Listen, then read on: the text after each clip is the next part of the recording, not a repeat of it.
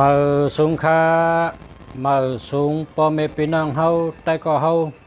กูก็กูคนขาตีขาหักแลกะละวะนับย้ำกูก็กูคนขาหักกูก็ขามาสูงค่า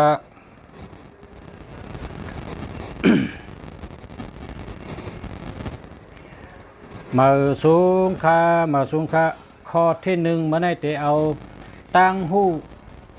3 ข้อ4 ข้อ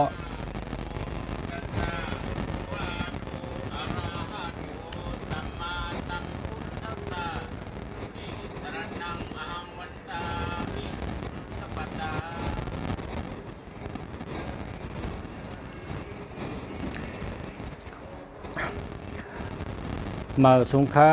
คำในข่าวเลือกไว้ตอนตั้งหูมี3-4 ข้อพอต่อตั้งหูก็เตะ10ด้วยหมายพง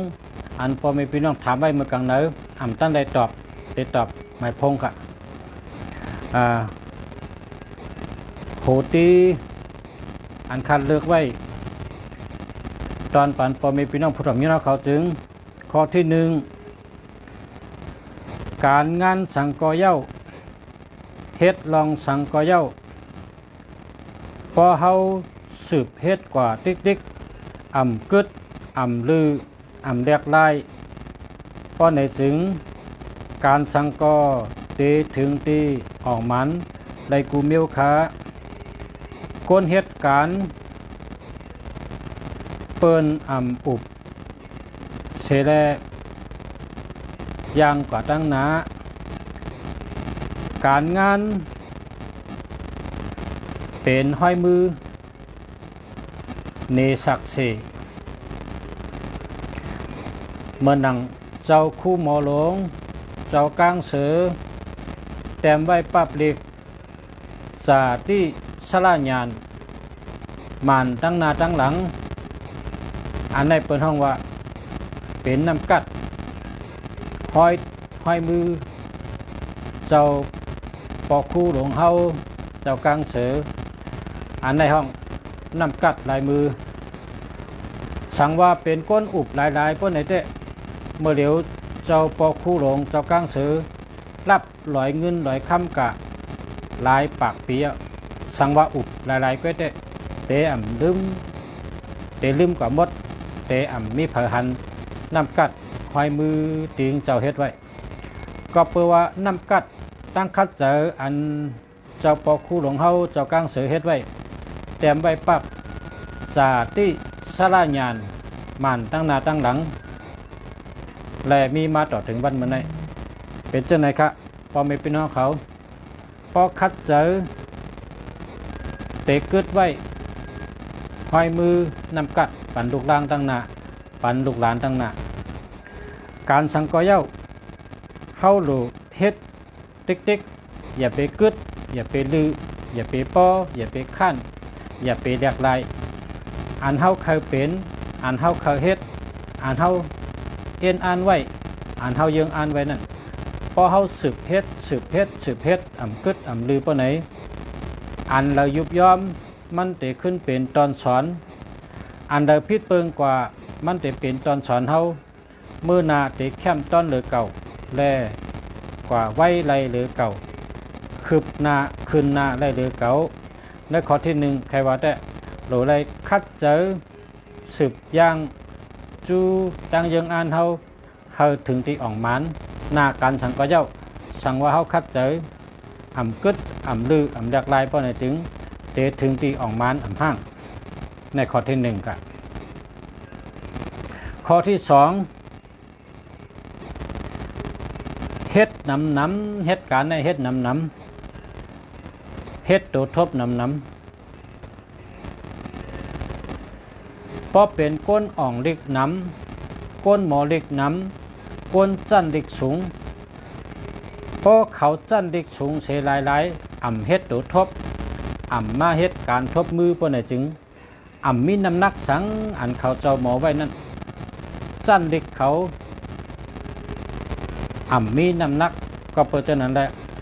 หมออีก็ไรหมอน้ำหนึ่งแค่นดีก้อยกะน้ำหนักมันอยู่ที่การทบมือ เฮาหลู่ลงเฮ็ดการทบมือนำเฮ็ดนำกะหือดีกันนั่นมันเหมือนหนังก้นพ่อนลายพวกก็สอนมาแล้ว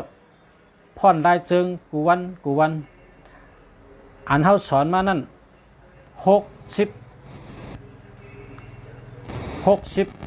อยากไข่นงพอเฮาพ่อนติ๊กๆเฮาเตเป็นมาปากอยากไข่นงก็เปิดว่าอันสอนมานั่นเป็นสลาเฮาสอนปันเฮาเลยเจอสติตองไว้มาดไว้หมายไว้ปิญญานั่นสั่งว่าเฮามาเฮ็ดดูทบจ้างลายจึงบ่ได้จึงก็เปิดว่าอันยามเฮานั่นตั้งยามเฮานั่นขึ้นเมเฮาตูเฮาแหลกลายค่ายกับจอมเปิงล็อกนั่นแหละจังว่าลายจึงเฮาแคมตอนมาหรือเก่าก็เปิดฉะนั้นตึกซนย้อนสู้เฮาก้นมีปิญญาเฮาเขาอย่าไปเอาจันดิกแต้มเนื้อเจกไว้เฮาเฮ็ดตัวทบนำการตัวทบนั่นค่ะเป็นอันว่าปิญญาชูเจ้ามีน้ำหนักค่ะข้อที่3โกนเฮ็ดการเมื่อในโกนเฮ็ดการอ่องมันเมื่อในนะอันเฮ็ดอยู่เมื่อเร็วในเตเป็นจามวันเมื่อหน้าเพราะว่าเฮาคาเฮ็ดการแลอ่องมันวันเมื่อในเปิ้นจึงครึ่งกว่าลายปากปีเตขึ้นมีลูกหลานเฮาเตรียมเป็นปับผืนเปผืนจามเป็นตำราเป็นมาปักเปิงอันลองการอ่องมันได้ขึ้นใหญ่ก็เพราะฉะนั้นเมื่อในเฮ็ดไว้สั่งว่ามันอ่องเพราะไหนจึงเมื่อหน้าได้เป็นปับจามเพราะเขาหันลองมาเฮาก็โหลเฮ็ดลองมาอันเฮาไปยามเฮ็ดให้ปอกเฮาก็โหลเฮ็ดนั่นได้หันมาลองอันมาที่เฮาเคยหันข้อที่4ปึงอิงอาโกโตเจ้าเก่านำปึงอิงอาโกโตเจ้าเก่านำอย่าเปกะปึงอิงเปิ้นกองคู่หลังเจ้าเก่าอย่าเปปันเปิ้นถอย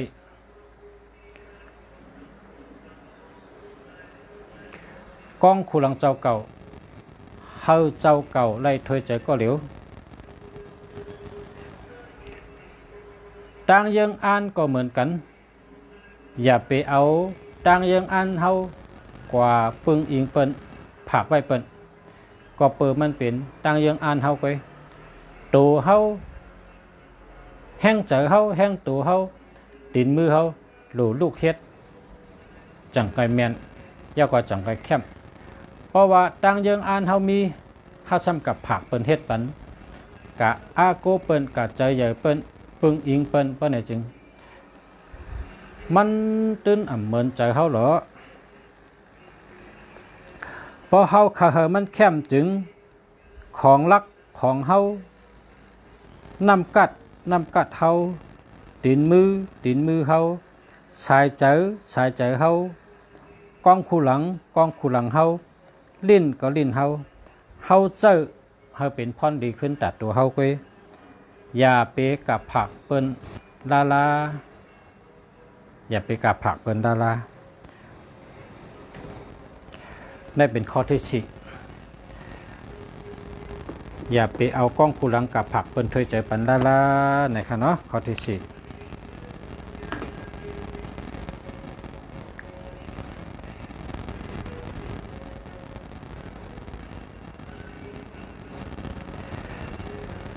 มาสุงค่าเป็นหือค่ะอ่านลองตั้งหู้ตอนกันจ่องป่องใจค่ะหือกำในเตะสืบด้วยปันหมายพงใจหมายพงใจหมด062 978 5156จองดีค้าในน่ะเย็นจมใหญ่ๆนำค้าตีตัวปันครอบเจอใหญ่นำค้าแคมอยู่ค้าแคมอยู่ค้า6226ลาดสังกอเป็นเงินเป็นคำอุบสังกอเป็นเงินเป็นคำกล้าขายก็กล้าขายดีกับสืบเปิ้นหมอกับสืบหมออุบหมอลัดลองพังห่างเย็นเย่ตัวเย็นเย่ชอบเย็นเย่ก็เพราะฉะนั้นแหละ2662ลัดสังกอเป็นเงินเป็นคำนะครับ2992ลายมือแคมหอยมือแคม977997เฮ็ดสังกออ่อง7887เป็นก้นใจกว้างใจเย็นใจยาวเป็นก้นตั้งอาจำใหญ่ครึ่งป๋องนาการใหญ่ไร8558เป็นก้นไหวพริบหลีลักแหลมแรดลิงเดล็อกลายลิงแรด5115เป็นก้นมีเจอทำตาลามีก้นหลงเอ็ดหรือและบนจอยแถมตาเส5665เป็นก้นหมอหาเงินในข้าวยามเดียวกันหาอะไรมาหลายไผ่หลายตั้งก็เพราะฉะนั้นแหละเป็นอันว่าดีค่ะหมายพงก็ได้ดีค่ะกันต่อกันเนาะเพราะข้าอ่านชื่อพิษก็ข้อที่2ค่ะหมายพงนางนา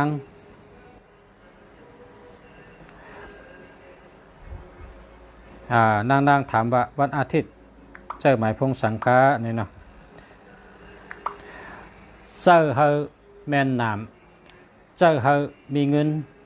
เจอทั้ง2เมียวกันเนาะเฮาแม่นนามก็เฮาแม่นเฮาป้าตัวเงินก็เฮาป้ากันเนาะ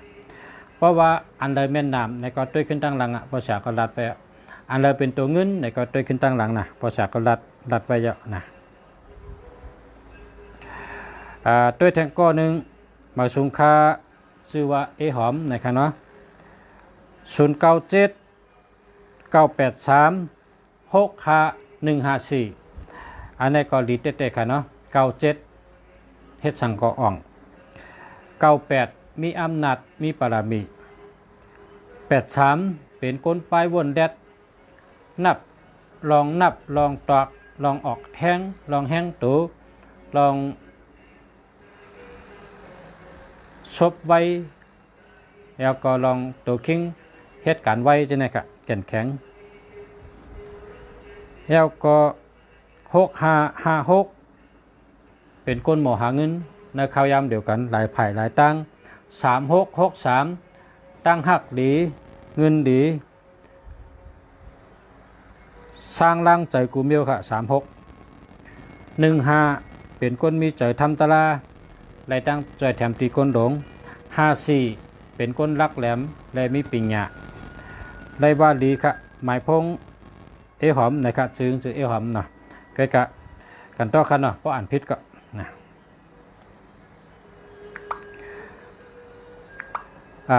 คำอ่องนะครับ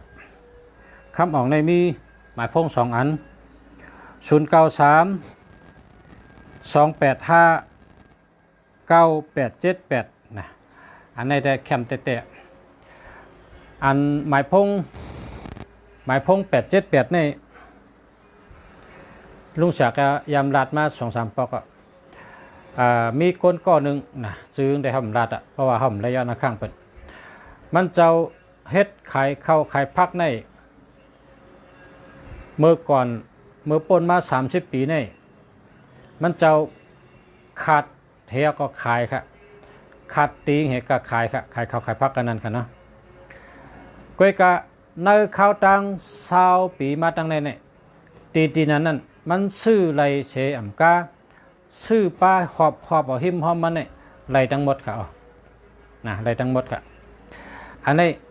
มีโตเต้โตตนค่ะมีโตเต้โตตนมีโตเต้ค่ะตึกมีอยู่ตัวเดียวแมนพองปลายหมักมีขึ้นแคมทนคนกันนี่หมายพงมันเจอตั้งหลัง878ขายเข้าขายพักค่ะ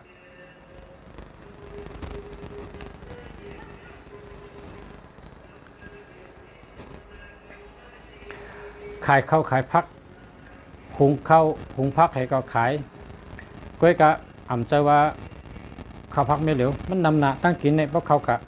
กับไก่โดยตั้งกิน ข้าวพักอันมันเฮ็ดพักปูไม่มีวะนะมันก็เป็นคนแดดเป็นคนรักเป็นคนหมอหาเงินเมื่อกูปอกในมันเอาลูกยิงมันเหลูกใจมันเหเมมันเหจอยมันค่ะนะจอยมันจอยพักกี้เป็นมันห้าล่างหวานปันมันห้าเพียวๆปัดๆแต่ไหนมันเอาคนในขอบหนาเฮิร์นมันก้อยกาตัวเหลียวในมันจางเอามาก้นตั้งดอกมาเจอเป็นก้นหับใจมันมีน้ำใบอ่ะนะเพราะว่าปอยมีพี่น้องเขาก็เลยใครหันเต๋อเตมันไหนก็กับสืบมาเลยนะว่ามันแห้งอะไรไปคืนไว้เนี่ยนะหมายพงในเพราะว่าแมนจอมนาการเจ้าเก่าคืนไว้ค่ะ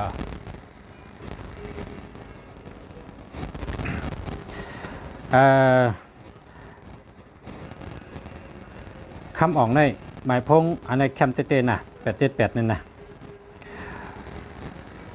328ก็ได้เงินนำค่ะนะก็ในอันที่2ซ้ำ0634455899อันในแคมเต้ๆค่ะเนาะได้ว่ายินโจมจอมค่ะยินโจมจอมเพราะว่าเลยเจอหมายพงดีทั้ง2อันวันเมื่อนาแต่แทง6เหรียญตั้งหน้าแต่ได้กับสืบมาแทงกำว่าแต่แหลกลายอ่ะนะเพราะว่า6เหรียญในมันหันนะจูงอ่ะค่ะล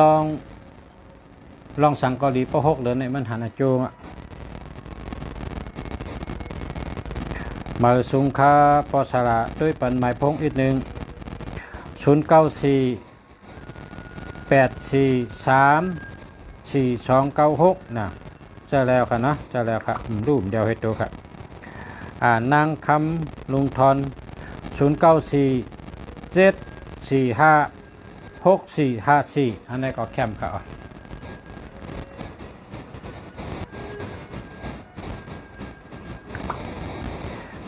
นาง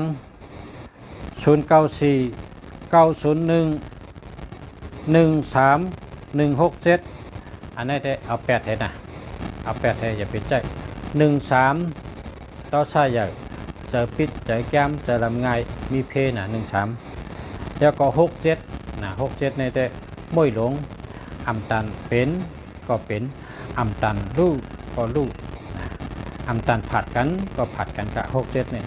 อย่าไปเจอละ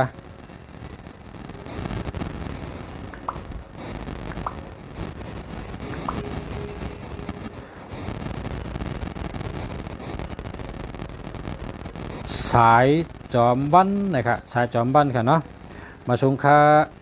0853921795อันนี้หาหมดครับเพราะว่ามันมี21นะหาหมด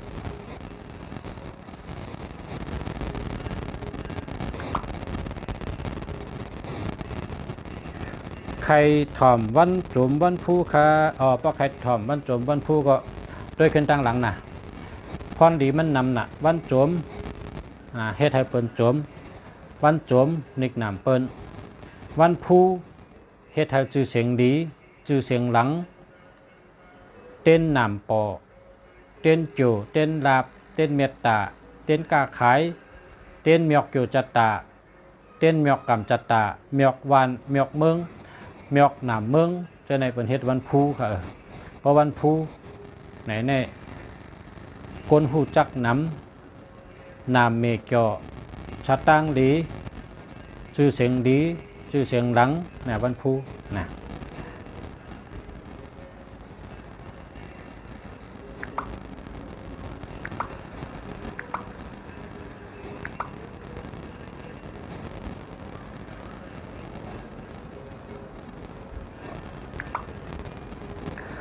ยิงหมอกมันหมวยนะครับว่ายิงหมอกมันหมวย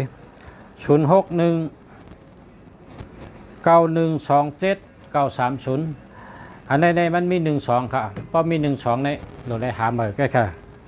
หาเหมือก็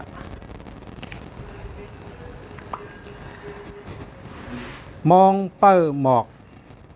จ่องเตขึ้นหอมนะครับเนาะ0617423989จะแล้วค่ะนะจะแล้ว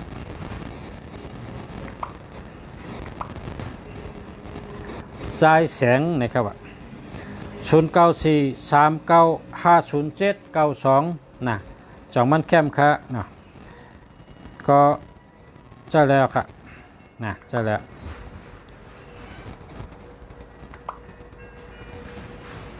ผลเมืองกึ๋งนะครับเนาะผลเมืองกึ๋ง063 465 2657 099 4454 587แคมข่าวแคมทั้ง2อันครับ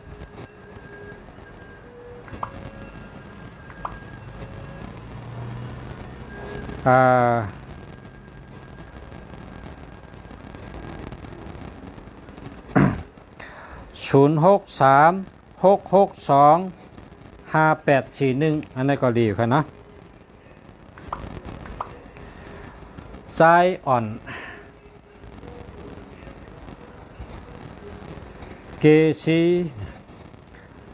0925733134อันนี้เอา8เถอะแล้วก็หาเบอร์เพิ่มๆครับมันดีเสียกับหาเบอร์เพิ่มๆ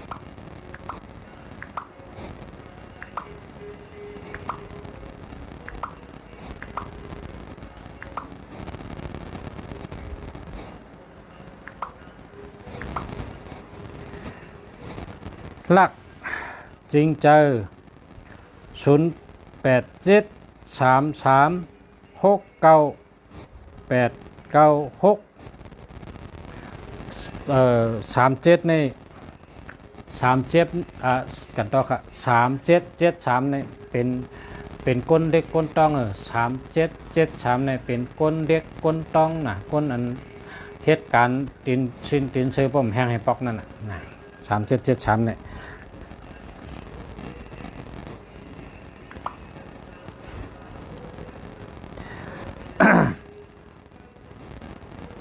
0617968 นะอันนี้ก็มี73หามาเห็นนะ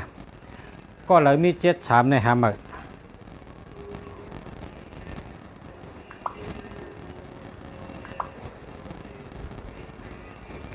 หมอกมองผล09717765812นะมันมี2ติ76และ12นะอันนี้จะหาเมื่อไว้ค่ะอย่าไปเจอเนาะ098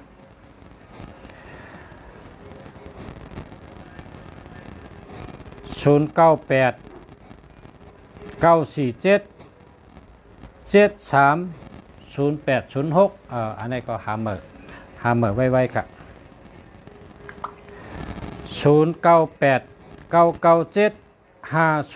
0989975074นะอันนี้ก็หาเมื่อค่ะ0975894491อันนี้แคมหมดครับ098830957789นะใจอะไรอยู่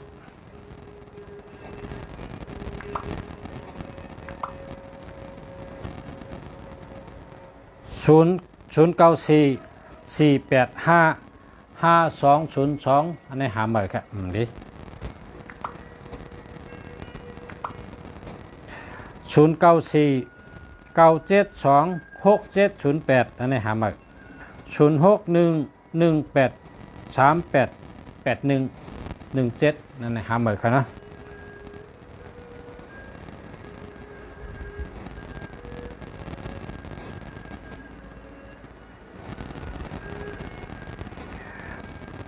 ใจ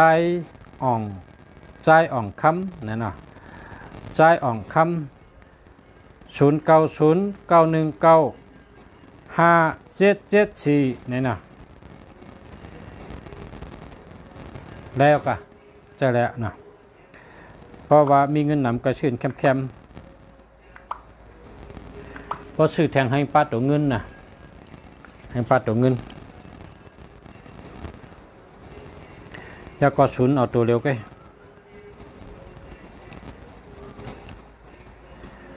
0992577624หาเมื่อละเนาะหาเมื่อกัน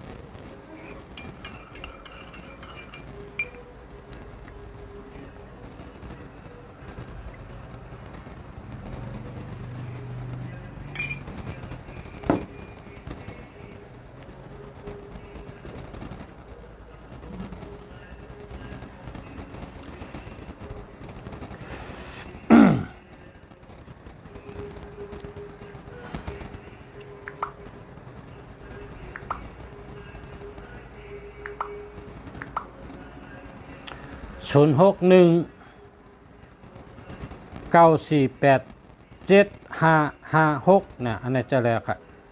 จะแน่แล้ว0856477721อันนี้หาเบอร์ครับ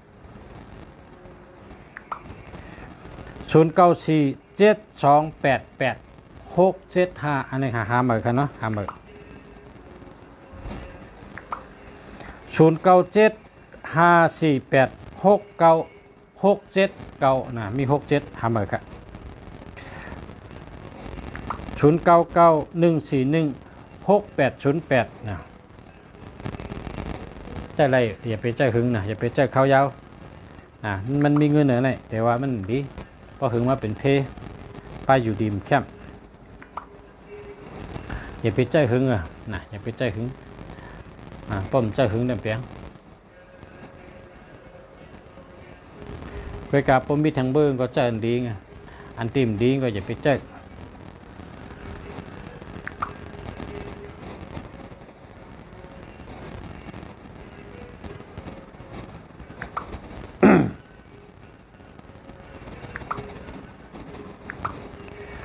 0991294283อันนี้หาเหมือนกันเนาะมันมี12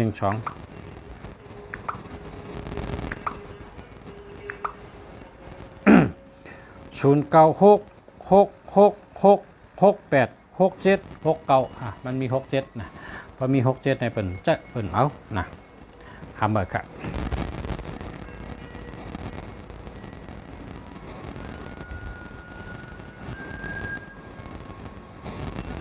กำกันเนาะกำเดี๋ยวอ่อนกำอ่อนค่ะกำอ่อนค่ะ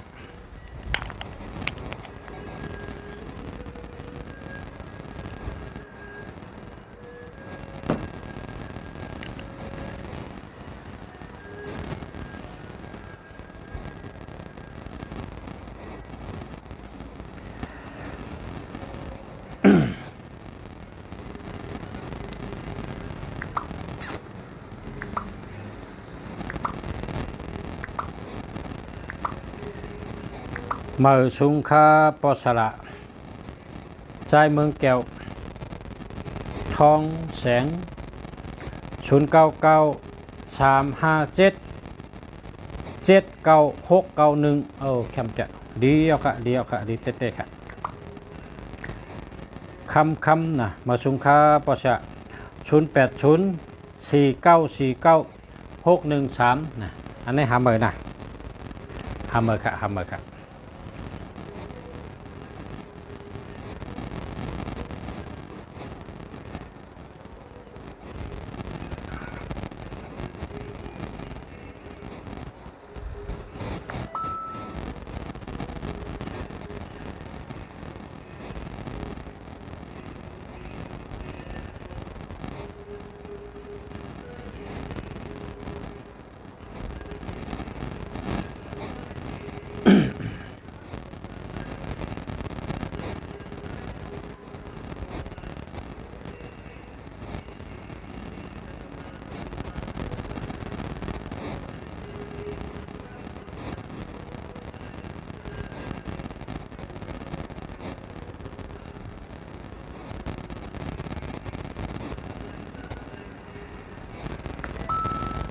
อันนี้อ่านได้ครับอันทำออกมาเดี๋ยวนี้อ่านได้เพราะว่ามันแลนขึ้นไว้นะแลนขึ้นไว้นะข้าวยามมันกึดอยู่ตั้งน้ำเขาขาดแต่อุบกันลองเฮิร์นะกำเนะนะข้อที่หนึ่งเป็นลองปิญญาเนื้อกลางเป็นต้วยหมายพงก็ในมาตั้งตอนในซ้ำเป็นลองเฮิร์กันเพราะว่าเฮิร์ในมันลำลองปนตาจัดปานก้นเฮากูก็เฮิรนในมันโดยเฮ็ดไทยเมียนเมียวมันเพราะว่ามันเมียนเมียวมะนาวเนี่ยก้นเฮิรนเนี่ยอยู่ดีกูก็มีเงินกูก็นะหนังหึงแต่เป็นเฮิรนอันอยู่ดีกูก็อยู่ดีกินวันกูก็และมีเงินกูก็นั้นเฮาขาดแต่ลัดในลายมัน เฮิรนนะเฮ็ดไทยเมียนเมียวมันนะที่หนึ่งใน นำปัดหนึ่งในพักตูงเราได้ผุยเข้านะเฮิรนในนำปัดหนึ่งพักตูงจะได้ผุยเข้านำปัดสองที่สองนะเข้ามือกับเนื้อเฮิรนเอาเนี่ยเฮิรนปิ้งลงกับติ๊กๆนะเอาน้ำถอกได้เลยเอาน้ำถอกได้ดูเฮิรนเท่านั้นว่ามันเกิงกับตั้งเหลือมันเฮกับตั้งเหลือมันเปิ้นตั้งเหลือเนี่ยพอเขาเอาน้ำถอกเข้าคู่กันเดียวเพราะว่าเอาน้ำถอกมันลูกออกตีพักดูเฮิรนเนี่ยไหลเข้ากับตั้งหลังเฮิรนเพื่อไหนจึงเฮิรนหลังนั้นเนี่ยพายกับอยู่ว่าเป็นคนมีติ๊กๆอะมีกูก็นะเป็นคนมีเงินนำกูก็เฮิรนหลังนั้นเพราะว่าเอาน้ำใส่แล้วขึ้นไหลออกมาตั้งน้ำเพื่อไหนได้เฮิรนหลังนั้นเป็นเฮิรนเฮหาไรเงินไรก็เชิงไรก็เชิงมีเงินก็ลงอาลังพอมีมาเตะอาลังลงอาลังเฮ็ดอาลังก่อนที่ๆกะมันหมดเป็นชัดเทเลยนะโดยปืนเฮิรนหนึ่งพัดตูเฮิรนผุยเข้าสองปืนเฮิรนเราได้เป็นกันดีๆย่อกำในข้อที่สามกว่าที่ทางภายหลวงป้ากะฮัดทางภายหลวงเลยเราเลยเตรียมลงอีกนึงนะทางภายหลวงเลยเตรียมลงอีกนึงยาวก็เพราะว่าพักตูเฮิรนเฮาไหวกับตั้งจานนะอุปมามันกะอุปมามันปุ่งแตกมันนะปุ่งแตกมันสั่งว่าเฮิรนเจ้าเก่าไหวหน้ามันกว่าตั้งจานเพื่อไหนจึงทางภายหลวงนะทางภายหลวงนั่นพักตูมันแลตีนังภายนั่นเตะไรไหวกว่าตั้งตกอันนั้นก็ไหวกว่าตั้งออกไหวไรสองตั้งไว้นะพอเหลือเสียนั่นตื้นไรนะเพราะว่าเฮิรนเฮาในไหวกว่าตั้งจานนะพอเฮิรนเฮาไหวตั้งจานเขาเฮิรนเฮามาเนี่ยมาญาทางภายหลวงทางภายหลวงในมิเตอร์เฮิรนมันเตะได้แต้มลงนะอย่าไปเอาอีสังกะกังที่พักตูนั่นนะพอมีขอบพักตูในอันนี้ก็มันขึ้นเลยปอกลองมากมีมันดึงขึ้นเลยมันพิษอ่ะหรือมีค่ะพักตูทางภายเนี่ยอย่าไปมีขอบแล้วล่ะผุยเข้ากะเพราะผุยเข้ากะก็โหนังตีนังภายนั่นให้มันขึ้นไหวกว่าตั้งตกอันนั้นก็ไหวกว่าตั้งออกนะอันนี้เฮิรนอันนาเฮิรนไหวตั้งห้องไหวตั้งจานเพราะว่านาเฮิรนเขาไหวตั้งห้องไหวตั้งจานปนไหนจึงทางภายเขาได้ไหวตั้งตกตั้งออกค่ะเขามีสติเหตุถ่อมแล้วก็ทัดฉางห้างกล้วยค่ะเนาะพออะไรยินเอาเนี่ยก็ให้ตั้งสติมีสมาธิพอมีสติพอมีสมาธิเนี่ยปีหยาได้ปอมาเฮ็ดจังในห้อยเนี่ยรับตาให้บนได้เลยพอป่องใจเนี่ยจ่องไปพอป่องใจเรื่องใจจ่องไปเฮ็ดเฮิรนเนี่ยนะเฮ็ดเฮิรนเนี่ยอย่าไปเอาลักษณะเขาว่าอย่าไปถ่อมความลักษณะเขาเนี่ยอย่าไปถ่อมละเพราะว่าลักษณะตั้งเขาเนี่ยมันเป็นก็เลยจุ่มค่ะมันจุ่มเดียวกันจุ่มเขาก็จุ่มเขาจุ่มเขาก็จุ่มเขาไปมันเป็นช่องจุ่มมาหบกันไปหลักสมาในหลักสมาเฮ็ดเทินในปูนพรเขาเจ้ามีเฮ็ดถึงขามเฮ็ดถึงแคมเฮ็ดถึงเย้าตัวหลีงามพอนาทีเขาเจ้าในเฮ็ดกันนายให้ก็เอาเงินเมื่อวะนะเฮ็ดถึงขามเฮ็ดถึงแคมเฮ็ดถึงเย้าตัวหลีงามเย้าก็เอาเงินเมื่อเขากว่าเขากว่าน่ะนาตีเขาเยาน่ะปุนพรเขาเยาหยาเฉกขาดีงามเฮ็ดขำเฮ็ดแคมเฮ็ดเยาตัวดีงามเอาเงินให้ช่องจะว่าเขาทั้งเขาเนี่ยเป็นช่องจุ่มไปมาหบกันไปอย่าไปเอาเขาว่า พอเอาเขาว่าได้เขาโหลเฮ็ดแคมเฮ็ดขามเฮ็ดเยี่ยวตัวหรืองามหับเงินเห็นมือกว่านะเขาวนตาในายกันกำใน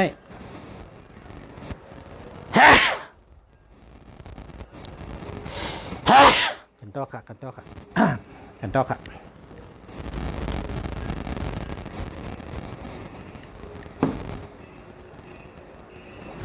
กันต่อค่ะเนาะกำในพอมาโดยเฮาผายเฮาในซ้ำเฮาเป็นเจ้าเฮิรนเฮาเป็นเจ้าเฮิรนผายเจ้าเฮิรนในซ้ำเงินก็เฮาเสียงเขาจ้างเขาเฮ็ดเงินก็เฮาเสียงไหว้เสียงเงินยาวเนี่ยอันอยู่นั่งกินนอนอยู่นั่งกินนอนอยู่ลือทั้งเศร้าอยู่ลือทั้งเศร้าปียาวเข้าหึงนั่นเป็นตัวเฮาคาในกำเดียวค่ะเป็นตัวเฮาในกำเดียวกินนอนนั่งอยู่เศร้าเอาภาวะเฮาเนี่ยอยู่ไว้ในเฮือนหลังนั้นต่อถึงข้าวยาวสั่งว่ามันดีเฮาก็จะเป็นคนมีเฮาก็จะเป็นคนอยู่ดีกินหวานเฮาก็จะเป็นคนมีปีหญ้าขึ้นใหญ่มาสูงหักกันพร้อมกันจอยกันถูกหมอพอกความกันเพราะว่ามันแคมมันดีมันใจสั่งว่ามันพิษเพราะไหนจึง ปองพิษทีไรก็ย่าปองพิษเหตุตีงเพราะไหนก็ตัวเฮาคาเป็นก้นได้ขามตามมันกว่าปียาวเข้าหึงตั้งแต่เฮ็ดเฮิรนหลังในไล่ก็หายนาการก็เหมือนเก่าป้ายอยู่ดีก็หยุบยอมลองพร้อมกันก็ห่างลองจังกันลองอิ่มกันก็เหมือนห่างมีมา อับแปดเฮ็ดเฮิรนแมนมิวมันว่านั่นมันมีมาหลายมิว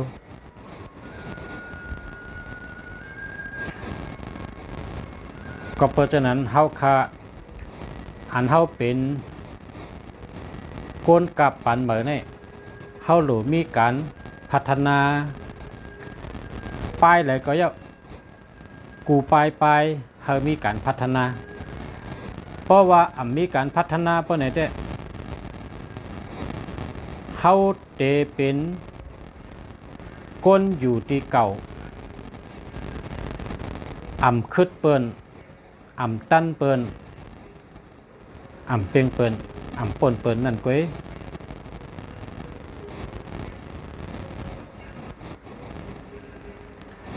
กาบวานปานเมืองมาเร็วใน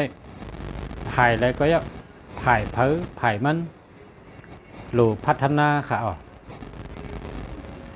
อันเปิ้นวานเมืองขึ้นใหญ่มาสูงเขาเฮ็ดเฮิรนกอบสังแรกเขาขึ้นใหญ่มาสูงจ้าหลาเขาก็หลูเล่ล่าเล็บเห็นหูอันละลีเฮาเอามาเจ้าปันปอเมพี่น้องเฮาคนเมืองเฮาเลยขึ้นใหญ่มาสูงเฮาเลยมากเฮาเลยมีอยู่ดีกินหวานอาศักยืนยาวเหมือนหนังเปิ้นอันขึ้นใหญ่ค่ะศาลาก็เหมือนชาบุญปิญญาก็ป้ายหลายป้ายนั่นก้อยมันก้นก็เร็วเตะโมกะกูเมียวกัดกะกูเมียวแขนกะกูเมียวมันก็มีเพราะเป็นชาบุญเปิ้นแจกเพไว้ชาบุญภายเขี้ยวก็ภายเขี้ยวก้อยชาบุญภายสายตาก็สายตาก้อยชาบุญภายรูปก็ภายรูปก้อยชาบุญภายผ้าก็ภายผ้าก้อยเปิ้นไว้ภายแล้วภายนั่นอันนั้นเปิ้นห้องว่าเปิ้นพัฒนานะครับว่าคำไต้เฮาว่าคือกะพัฒนาพอเป็นดอง พอมีพี่น้องเฮาเขาและตั้งเฮาขาสู่เจ้าอันอยู่ในเมืองโฮมกันเจ้าชายเจ้าอยู่โฮมกันในช่ำเฮาขาหลู่พัฒนา ลองอยู่ลองกินป้ายอยู่ป้ายกินลองเฮ็ดลองสร้างลองการมักมีเฮาขันหรือพัฒนาพอเฮาพัฒนาอะไรการมักมีเฮาปานไหนผู้ปลายเฮาเอามาปั่นคนเมืองเฮาแต่ใดลองอันหับเอาน้ำเจมน้ำหวานปิงหยากับปั่นเหมือนในค่ะเพราะว่าก็หนึ่งการเรียบเพี้ยนมาไผ่ผูกซ้อมในก็เอาไผ่ผูกซ้อมในมาลาติ๊กๆนะเขาหลุดพัฒนาจังไหนก็หนึ่งกับเฮียนหูมากับหมอมากับป่องแจงเลี้ยงใจมากัดแขนมาลองไผ่ผูกซ้อมอีสังผูกเจิ้งหือผูกเมื่อเหลอผูกตีเหลอตีดินเจิ้งหือรุมลาหลายวันหลายปีหลายเดือนหลายขายต่อเผอขายเมืองเหลอฮับชื่อน้ำห้าชื่อเก๋เป็นข้าวปอท่าข้าวยาวพรดีมีจังหืออาแปดมีจังหือก็ตีเฮียนหู้ไผ่นั่นก็หลุดป่องแจงเลี้ยงใจไรยาก็มาสร้างร่างไหนพอมีคนเมืองเขาคนเมืองเขาเลยเอานำตอนร่อนมอนตั้งหู้นั่นกว่าพัฒนาตัวเก่าตั้งบ้านตั้งเมืองอันข้าวเอามาลัดเนี่ยเป็นปุนตาเฮ็ดเฮิน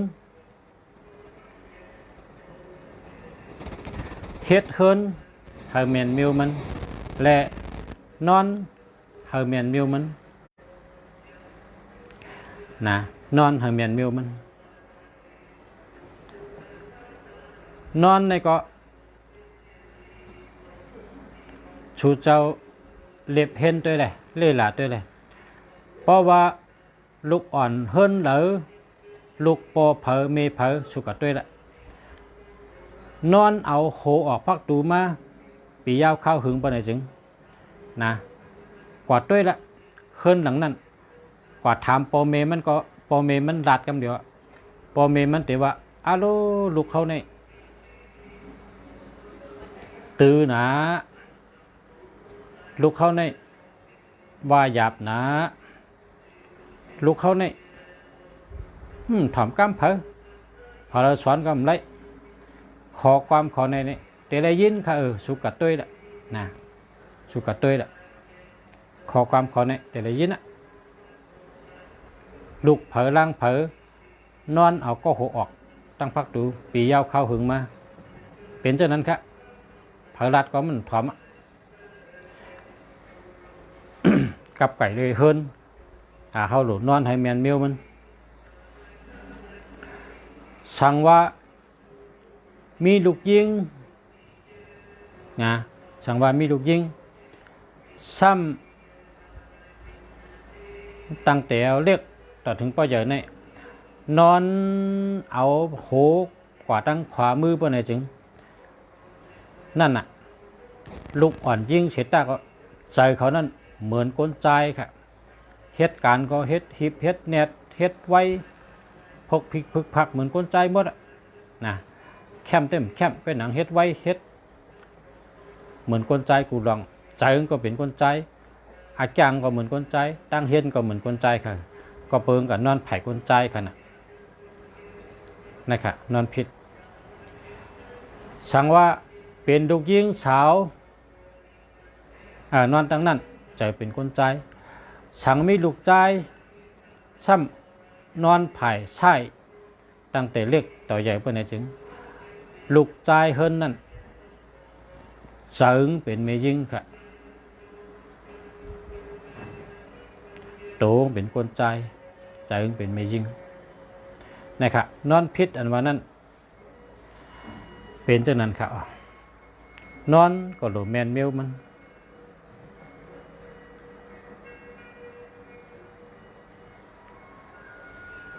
เพราะว่าเฮิรนทำเป็นเฮิรนเมไม้เมห้างนะเฮิรนทำเป็นเฮิรนเมไม้เมห้างมีเมยิงไว้ซ้ำนอนไผ่ขวามือตั้งเมมันตั้งลูกมันตั้งแต่ก็เล็กต่อถึงป้อใหญ่นอนอยู่ไผ่ขวานั้นต่อถึงช่ำว่าเป็นชาวหลวงแล้ว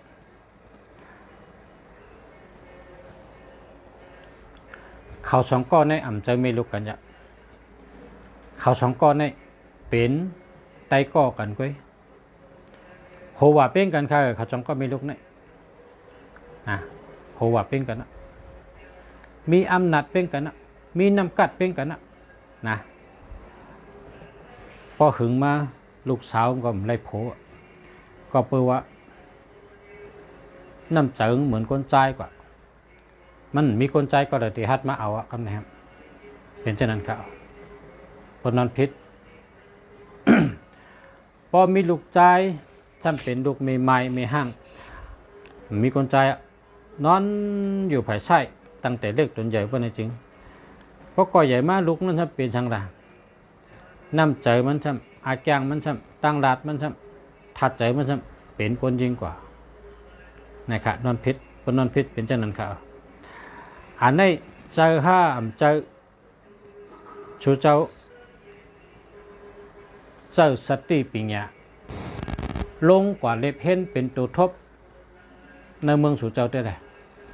ลองคาราดเนี่ยอันนี้ในเมืองหลวงในเมืองกอกในเมืองหลวงเมืองกอกจึงไทยเนี่ย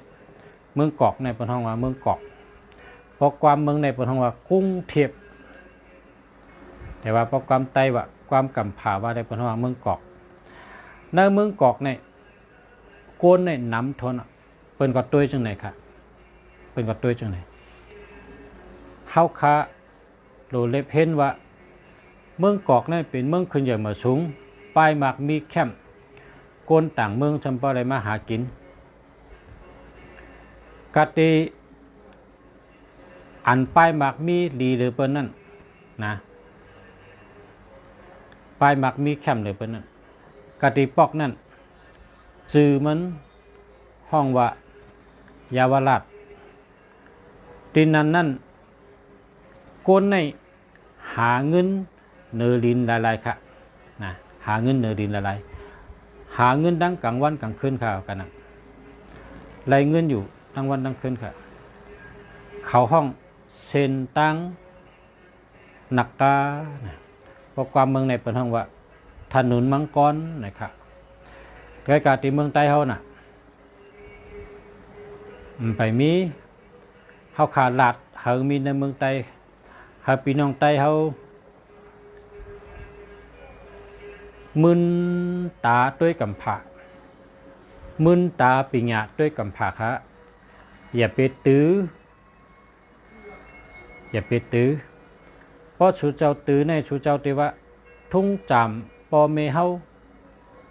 อ่อนเฮ็ดมาเต็มมือปู่เฮ็ดมายาเฮ็ดไว้ตั้งในเปิ่นดีนอนวะตั้งในดีนอนนะอันในเป็นลายเก่ามันก็แมนอยู่ก้อยกะมันคืดกับพอทันว่ามันแก่แหะเมืองเขาก็หลุดขึ้นเยอะเหมือนหนังเมืองไทยพอทาว่ามันแมนหมังมิ้วก็แมนก้อยมันหลุดพัฒนาต่อยอดมันสืบสารให้มันขึ้นใหญ่มาสูงปรับปรุงม่นเมให้มันแคมหรือเก่าให้มันต้อนหรือเก่าให้มันคืดกับคืดปานแลเมียนจอมกับปานเหมอ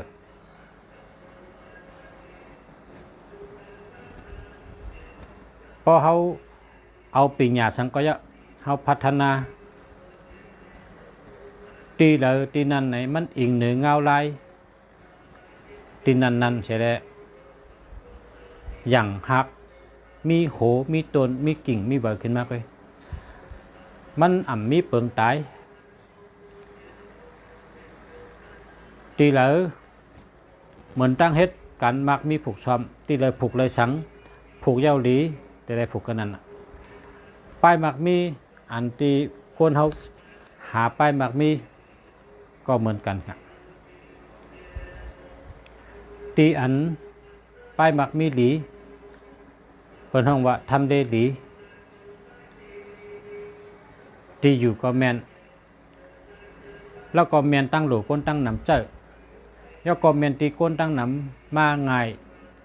แล้วก็กลับเมื่อเดี๋ยวนี้มีตีกึดกาเขามีตีกึดลวดเขามีตีอันง่ายเจอแต่เขาตีกึดกาให้ซื้อนั่นเปิงหนึ่ง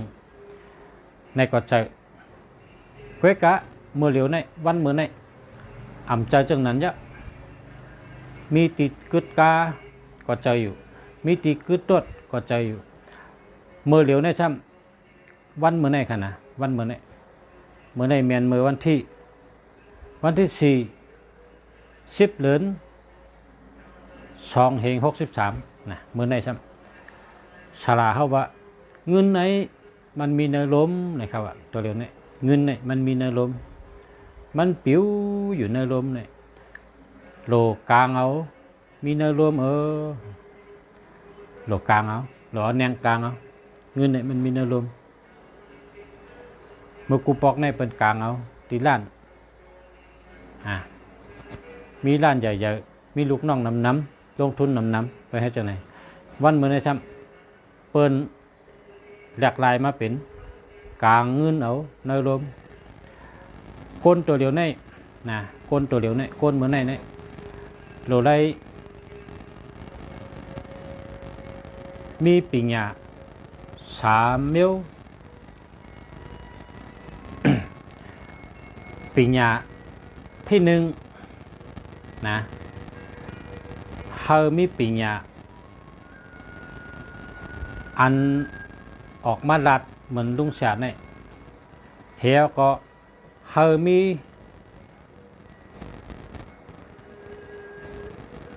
เป็นว่าสปายตานะครับว่าเฮามีสปายตาเพราะหันเนี่ยก็อ่ำชุกซักอ่ำพิษอ่ำเปิงนะครับข้อที่1เนี่ยสปายตาเนี่ยข้อที่2เนี่ยสปายเจอบอกว่าไรยินแล้วก็อ่ำเป็นเพต่อเจอข้อความหมองข้อในพอไรยินเนี่ยนักเจอกับเจอตื้อเจอเจ็บเจอจะเนี่ยอ่ำดีรัดละละอ่ำดีรัดละละเนี่ยสปายตาก็สปายเจอจะได้มีเพราะว่าคนมีปิญญาเนี่ยตั้งคนรักแหลมเนี่ยอ่ำใจเมียวเดียวกันค่ะนะเปิ้นแจกไว้ช่องจันเขาคนรักแหลมตั้งคนปิญญาเนี่ยเขาเนี่ยเขาใจเมียวเดียวกันค่ะกำ2 คอเนี่ยคนมีปิญญาเนี่ยเขาเป็นคนมีตั้งผู้นำแน่นะครับว่าคนมีปิญญาเนี่ยในก็จันหังกวยคนรักแหลมอันว่านั่นซ้ำมีปิญญาก็เยอะมีปิญญาก็เยอะเขาเป็นคนรักแหลมอันนั้นซ้ำเมียวหนึ่งมันเหมือนจะหึงคาราเนี่ยว่าคนในกามันไข่หมอนำพอมันมีสติวิริยะพอมีสติกุมทิ้งเลยถัดใจเจ้าเก่านะเป็นว่าต่อชาเจ้าเก่าเนี่ยนะพอตั้งไทยในว่าอารมณ์ตัวเก่าพอทิ้งไรไปใจคนรักแหลมนะไปใจคนรักแหลมคนอันทิ้งใดเตะจังคนนั้นเป็นคนรักแหลมนะก็เพราะฉะนั้นพอมีพี่น้องเขาพอเขาหาเงินในลมในลายหาเงินในลมใน3 ข้อ 4 ข้ออันคำว่าในโลไว้เป็นที่1ค่ะเนี่ยโลไว้เป็นที่1โลเก็บเป็นที่1ให้ออกมาเพื่อเคลียร์ทั้งเผงมันที่1นะเฮิงหันแล้วก็สปายตาที่2เฮิงสปายเจอสปายตาวันนั้นมันหันแล้วก็มันคัดตานั่นกะหันแล้วก็คัดตาสปายเจอวันนั้นด้วยเหี่ยวก็เจิมสุกเจิมไรตุขะเนี่ยสปายเจอข้อที่3ท่านมีพรดีนะครับว่ามีพรดีอันนี้ลำลองสุดข้อที่3เนี่ยเตเฮ็ดสังเตลาดสังเตอุบสังมักมัน3 ข้อนี่เป็นเปิงค่ะกลับมาเดี๋ยวนี้หาเงินในรวมค่ะ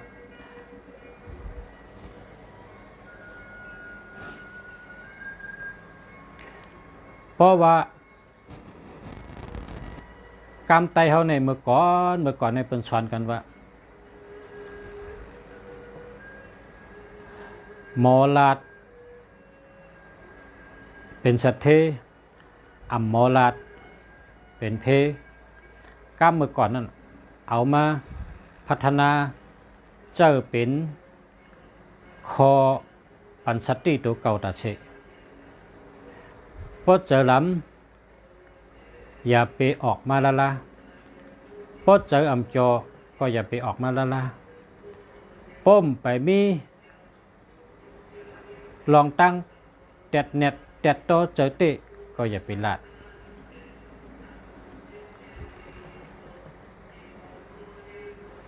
ห่างแฮนไว้ทักฉางตัวหนึ่งโดยเลยพร้อมเจอก่อนไปเจอในมาอันตังพอไปเจอในพ่อมาพร้อมตัดเตอุปเอาในไปเจอมาตัวคิงโดยเลยพร้อมก่อนพอตัวคิงพร้อมอ่ะเจอก็พร้อมอ่ะตัวก็พร้อมอ่ะจ่องก็เอาเข้าย้ำมานั่งหลัดก้นถอมก็เฮเลยพ้นหลีก้นถอมเฮเลยปิญญาเฮเป็นตัวอย่างอันดีอันเป็นว่าคู่นี่นะคู่ก้นเฮาเนี่ยเป็นคู่เลยกูก็นะเป็นคู่เลยกูก็ก้อยกะอิงเหนือหอกกำ3-4ข้อมาไกลเนี่ยเป็นลักนำเป็นเปิงใช่ได้ออกหาเงินในรวมกันเฮาพึกออกเงินเฮาพึกกันนำนะป้อมไปฮัดออกตีเลยในเฮาพึกก็เดียวกันเพราะพึกแค่มาเนี่ยเจอแล้วจังไกออกนะ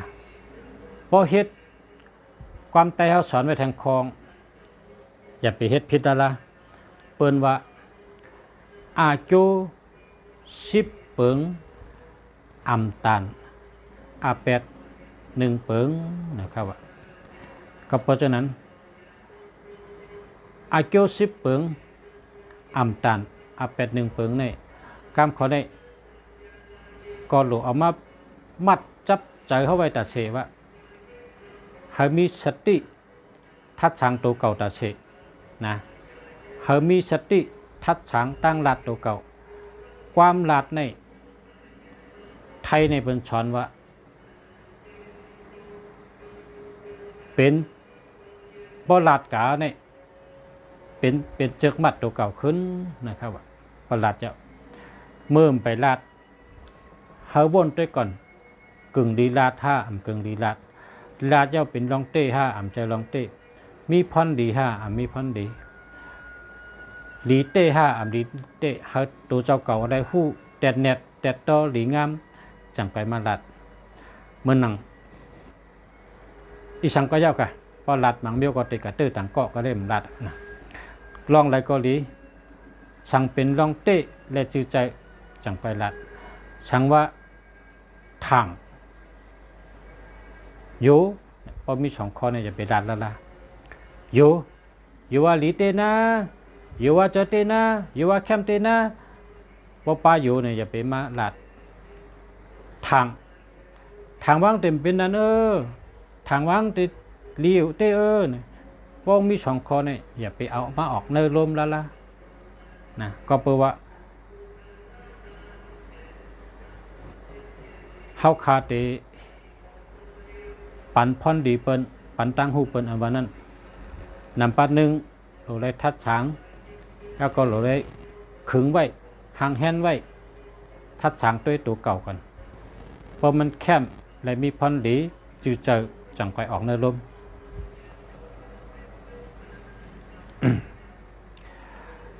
อันที่พอมีพี่น้องเขาถามเมื่อไหร่นะข้าติดตอบไว้หลังเพราะว่าที่อันตีจอเนี่ยเขาอ่านตั้นแกเพราะอ่านเนี่ยมันเรียนขึ้นกันนะมังปอกตึกที่อ่านดีมันก็เรียนขึ้นกันครับนะก็ในแต่ตัวเดียวในคืดไว้หึงจะก้อยกะ หลูไล่เรียกลูกค้าก็ในก่อนนะหลูเรียกเมื่อมันมีนำปัดพงว่า0948473168ครับมันมีอันรู้ไว้ดีว่า73นั่นครับนะ73นั่นครับเพราะฉะนั้นก็เรียกเมื่อให้ค่ะเนาะ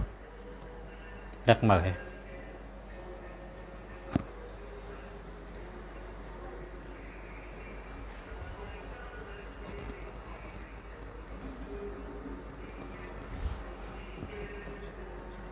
อ่านทั้งกองครับ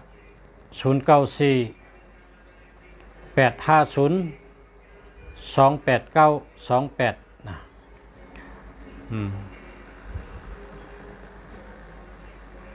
เพราะศูนย์มันมีตัวเร็วได้แคมทนอ่ะแค่ศูนย์นำนะ0827601446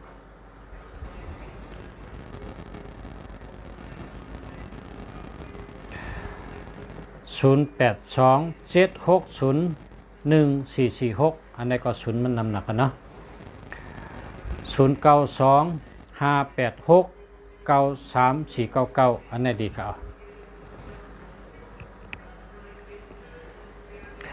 0925393937นะอันนี้ก็หามเบอร์ให้กันเนาะหามเบอร์กัน0824898251อันนี้ดีครับมาสุงคาคู่ถ่อมอยู่เมืองใต้ปอทองค่ะเอาค่ะมาสุงค่ะยินจมค่ะมาสุงค่ะมาสุงเหมือนกันค่ะ0627524865อันนี้ดีค่ะก็กะปนว่า2772ในผ่านเงินเนี่ยนะเนาะเพราะว่าเฮิงแคมเต้ก็เวนะเวเห2772ในเวนะ0945377327อันนี้ก็หาเหมือนกันเนาะหาเหมือนกัน06222722215567อันนี้ก็หาเหมือนกันเนาะหาเหมือนกัน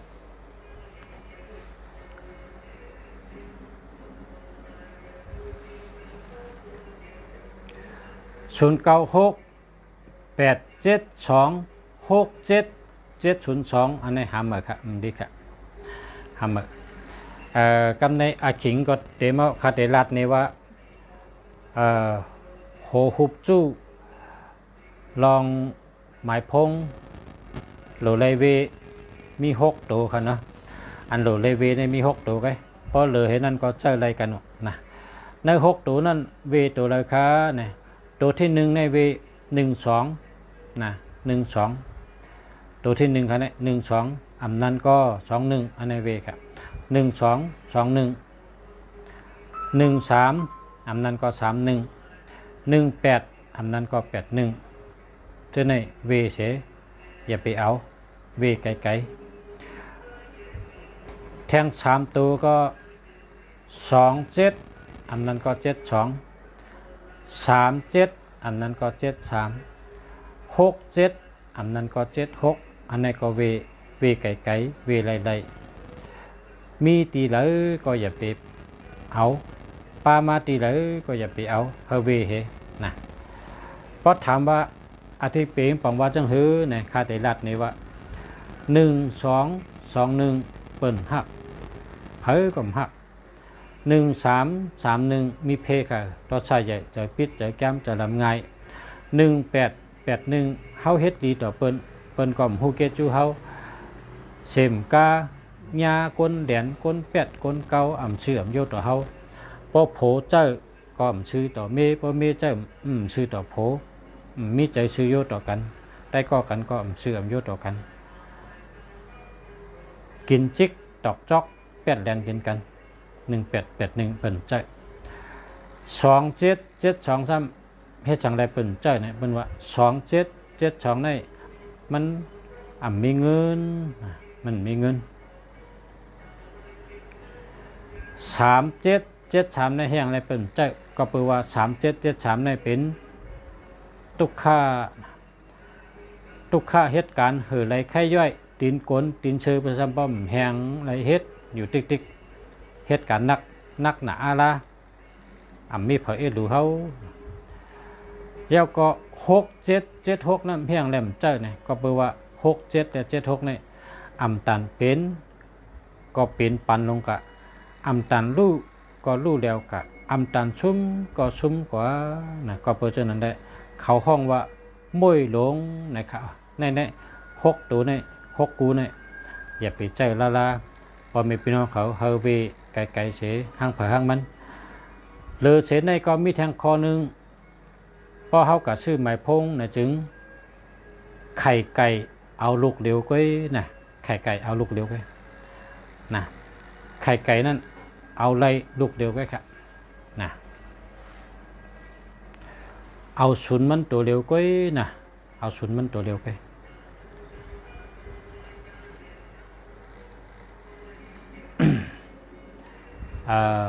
ก็ในแช่ปันลุงสาวใน0949258991จำค่ะจำค่ะขอบใจค่ะขอบใจเต้ๆค่ะที่แช่ปันลุงสาวคุมเมืองดียกมือไวค่ะขอบใจเต้ๆค่ะอันที่แช่ปันค้าในค่ะจมนะแช่ปันเขาเฮก้นหูนำค่ะแต่ไรกู้สู่เป้งกันค่ะแช่ปันนำค่ะนะเต็กกดแชร์ปันใต้ก็ตุ้ยปันพี่น้องตุ้ยนะพอเขาแชร์ไว้ในเครื่องเขาเนี่ยก็เขาใครตุ้ยมาเลยก็เลยนะ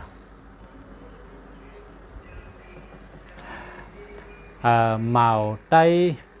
หักกึม0619487987อันนี้ดีค่ะดีเต๊ะๆค่ะนะดีเต๊ะๆค่ะ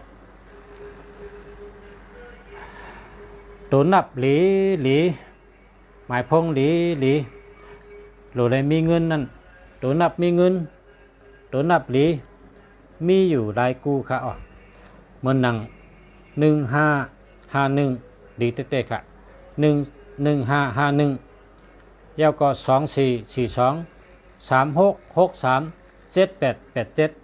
อันนี้แต่มีตีอะไรก็ดีค่ะหรือเสในก็มีแทงนะ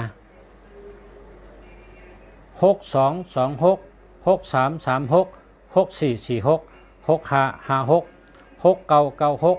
6886ก็ดีค่ะนะ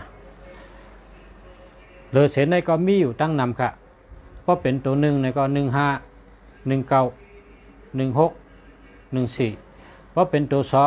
22 24 26 28 29ว่าเป็นตัว3 35 36 39ว่าเป็นตัว4 41 42 44 45 46 47 49ว่าเป็นตัว5 51 53 56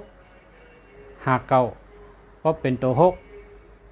61 62 63 64 65 66 68 69ว่าเป็นตัว7 78 79ว่าเป็นตัว8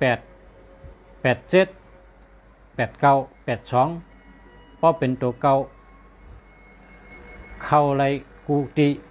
91 92 93 94 95 96 97 98 99ลีเตะๆเขาพ่อแม่พี่น้องเขา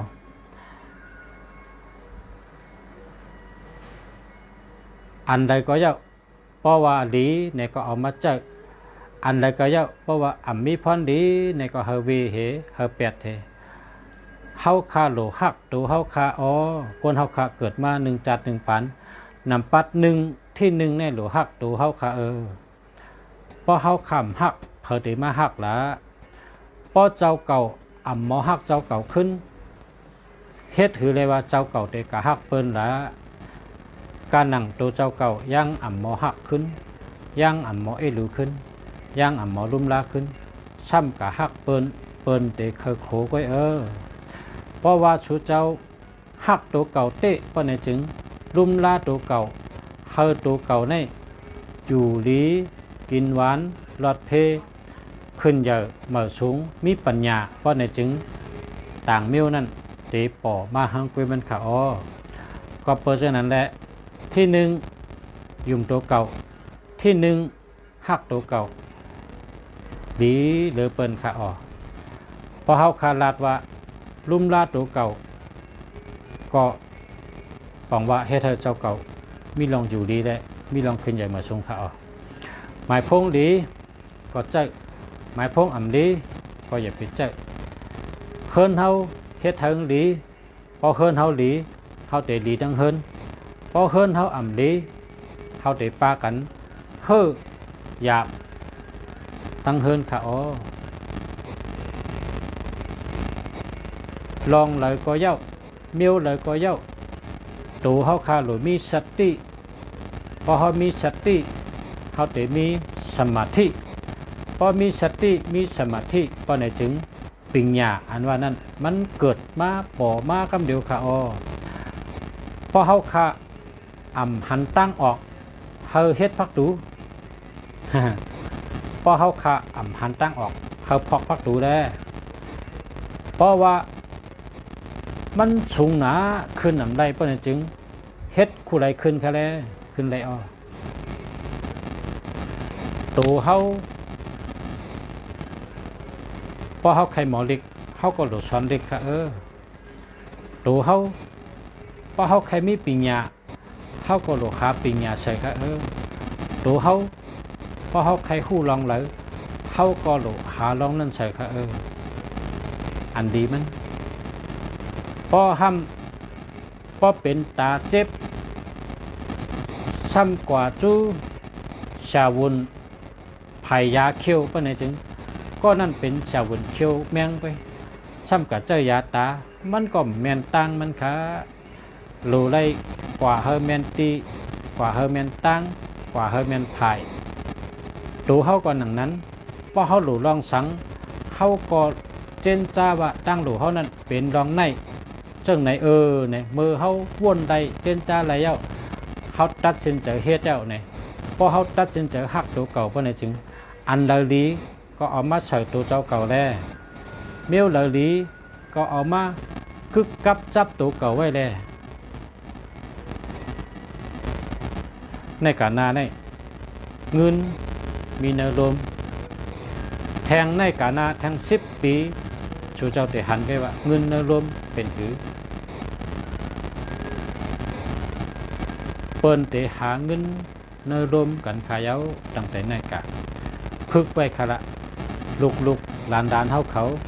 พึกไว้ค่ะละแต่ก็เฮาเขาพึกไว้ค่ะละมันมีว่า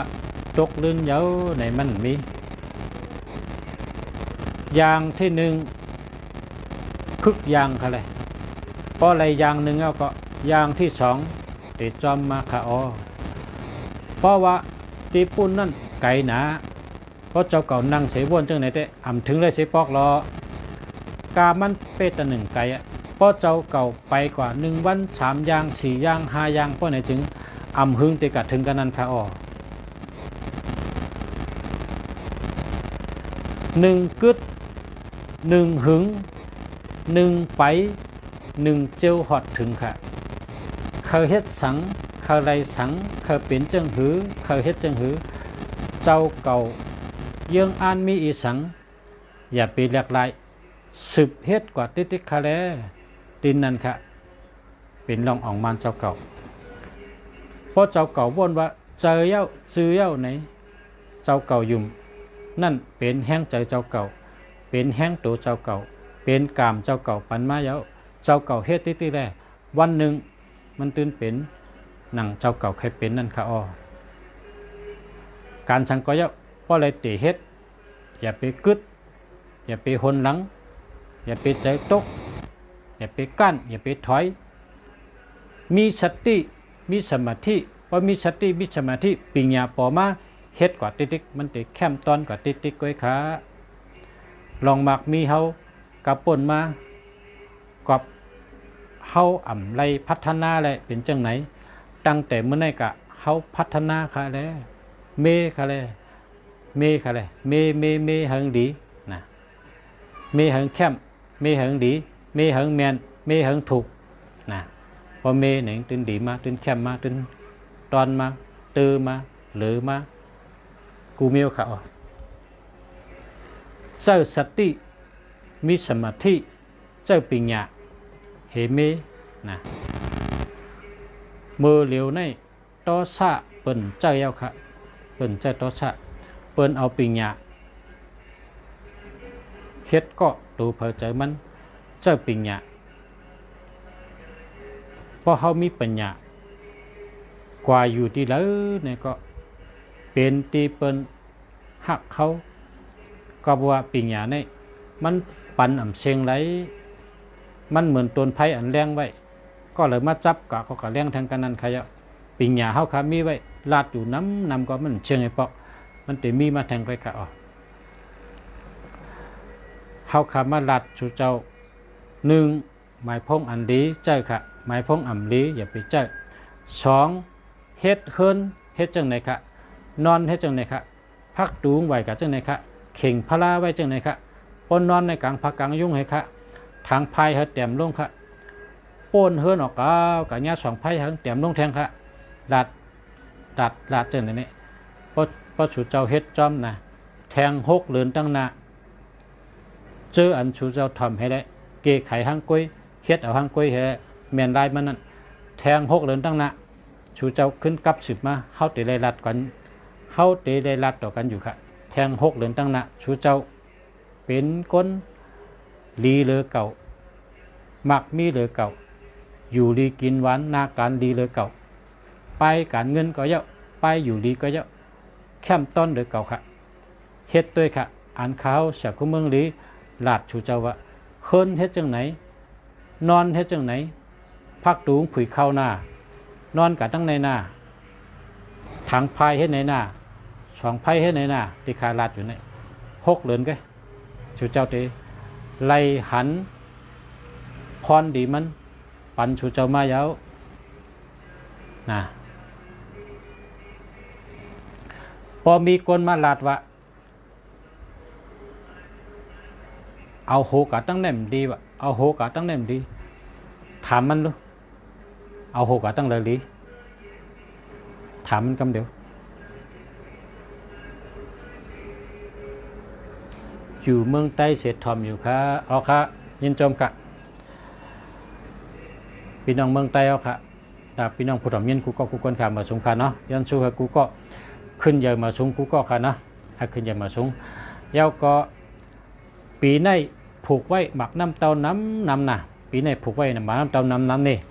หมักน้ำเต้าในดีมีไว้กูเฮิรนมีไว้ใส่ไว้ที่หัวปักตูแล้วก็เอาไว้ที่นั่งเอาไว้ที่นั่งเพราะอะไรหมาน้ำเต้ามาก็ตาคำแคมมาก็แค่อ้างใส่แค่กระตาใส่หมักน้ำเต้าเนี่ยพอนดีมันสั่งว่าเมียวอันเฮาอ่ำหันนั่นน่ะเมียวอันตาเฮาอ่ำหันนั่นย่อกาตั้งนอกห้าไปย่อกาห้าเปิ้นนิกนามห้าเปิ้นปล่อยมาห้าเปิ้นปิกลาผ้าเปิ้นย่าเปิ้นแพรข้าวผ้าเนี่ย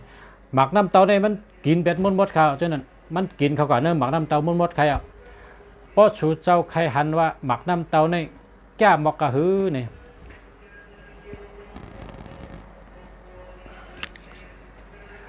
ตัวเนื้อหนังมังกรหยก